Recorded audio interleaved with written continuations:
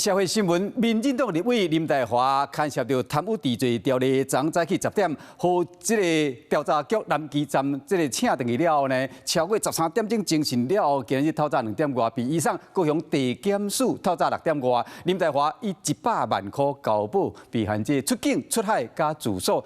同法市的主持以100万块交保，林岱华的小妹30万块交保。那林岱华的小弟甲服务处一个姓王甲姓黄的工作人员拢成暗黑的势力选择在此时此刻打击我，不但不会摧折我的意志，纵使伤痕累累，我依然会坚定身躯，捍卫清白。林岱华交保了后，面对镜头发表声明：面对打击，我会挺直站立。不会屈膝跪下。敢若涉嫌诈领助理费，林岱华交保了后，微微就行出地检署。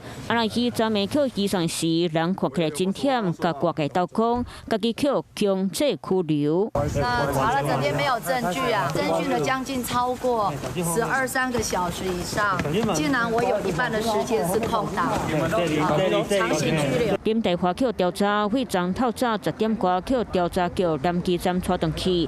经过13点钟以上精神，昨半暝2点外去移送到高雄地检署，直到透早6点外才能交保。检察发现伊无回到红山大所在，就默默来感谢外界关心。一寡百姓最关心的吼，讲安尼做个才拍拼，个安尼，就是一直打电话来给我，我感谢他们啦。觉得他很优秀嘞。大家拢讲小孩啊，东来小孩啊。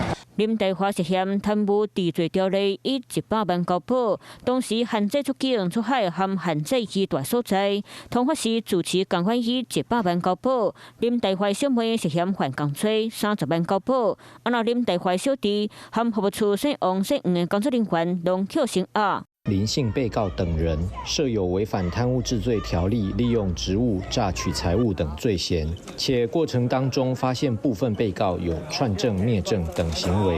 专案检调会继续侦办厘清。Hello， 我是庄慧琪。想要抢先掌握最及时的新闻资讯吗？赶快订阅、按赞、开启小铃铛，锁定华视新闻 YouTube 频道。